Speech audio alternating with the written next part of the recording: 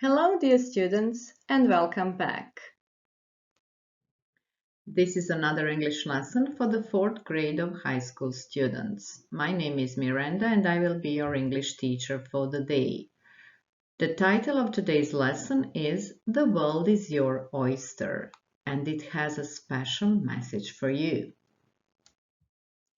In today's lesson, you will distinguish the modern use of the expression "the world is your oyster" from its use and meaning in the past.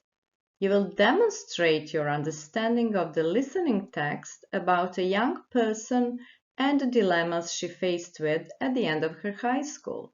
And in the end, you will write an argumentative essay on success and happiness as perceived by society today. For this lesson, you will need a notebook, something to write with, and a device with internet access. Feel free to pause the video whenever you need to write down something or whenever you need to check something. Are you familiar with the expression "the world is your oyster"? What does it mean? Do you know the original version of this expression? Who was it invented by? Where was it first used?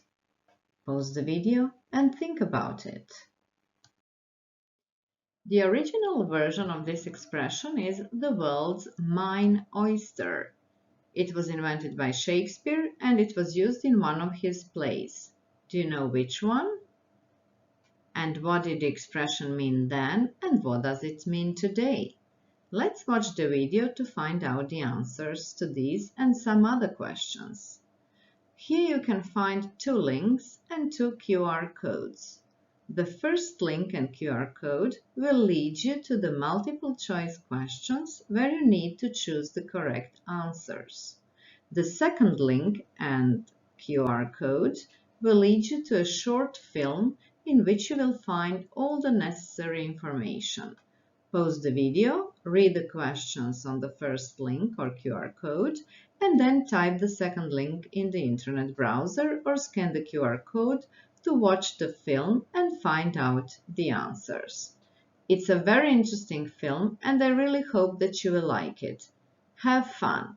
We'll check the answers together a little bit later. Let's do the comprehension check.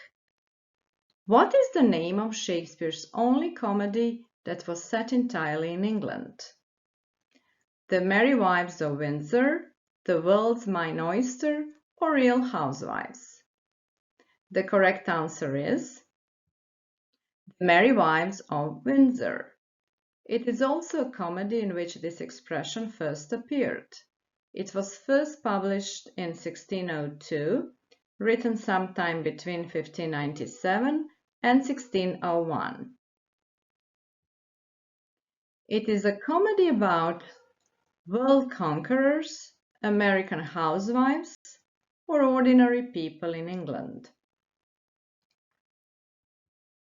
It's about ordinary people in England, although the narrator compares it to the American TV show Real Housewives.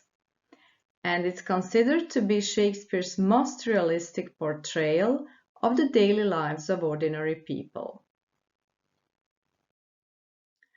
Falstaff tries to make 2 ladies to keep a secret from their husbands, to run away from their husbands, or to go back to them. Falstaff tries to trick the ladies into giving him money behind their husbands' backs. When you do something behind someone's back, you keep it secret from him or her. What is the name of the Shakespeare's character who says, "Why, then the world's mine oyster, which I with sword will open"? Falstaff, Pistol, or Sir Walter Raleigh? Shakespeare's character Pistol becomes angry because Falstaff won't give him money. Falstaff says, "I will not lend thee a penny." In Shakespeare's time, this phrase was used as a greeting, a threat, or a pearl of wisdom. It was used as a threat. Pistol threatens to get his sword and open up Falstaff's money bag like he's opening an oyster with a knife. The modern version of the phrase, "the world's mine oyster," is, "the world is an oyster," "the world is one's oyster," or "the world is full of oysters." The world is one's oyster.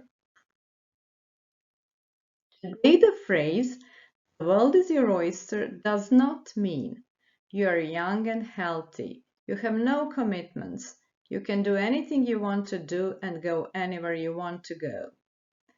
The world is full of potential, and all it takes for you to find your fortune is hard work and persistence. You need violence to achieve your ambition in life.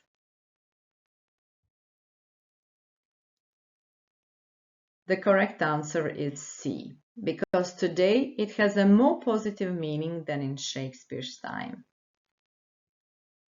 Who is Chris Gardner? A businessman, a journalist, or a film director? The correct answer is A, because he is an American entrepreneur who struggled with homelessness while raising his toddler son as a single parent. He became a stockbroker and eventually made a fortune. What is the name of his autobiography? From Homelessness to Happiness, The Pursuit of Happiness, or The Pursuit of Happiness but with the wrong spelling? The correct answer is C. In the original title, the word happiness is intentionally misspelled with a Y instead of an I in order to represent you. His autobiography was made into a film of the same name, starring Will Smith. And to sum up, in Shakespeare's time, this expression meant gaining wealth by force. Today it means gaining knowledge, learning new skills, traveling and having wonderful opportunities to make your dreams come true through hard work and perseverance. Chris Gardner said, "The world is your oyster. It's up to you to find the pearls." We have explored the meaning and use of the "world's your oyster" expression. Let's discover some other popular phrases and idioms containing world.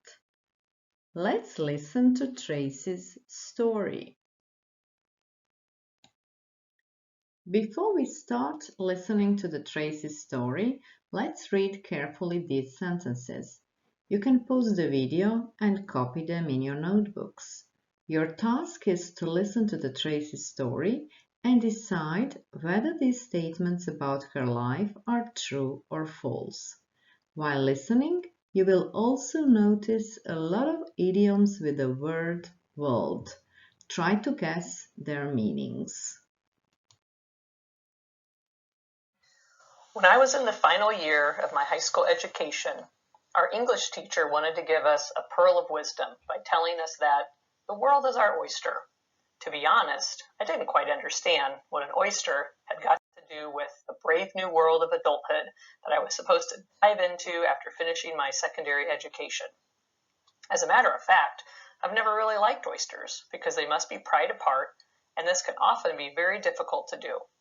At the time, I was in a world of my own. I didn't pay much attention to what was happening around me. I dreamt of setting the world on fire as an artist. The truth is that I was pretty much confused and didn't know what to do after school. I got a great report card and go to any school of my choice. I wanted to study art, but my parents didn't like the idea because they wanted me to study something that will help me get a decent job. Since the art school wasn't in the city where I lived, it meant moving away from my parents.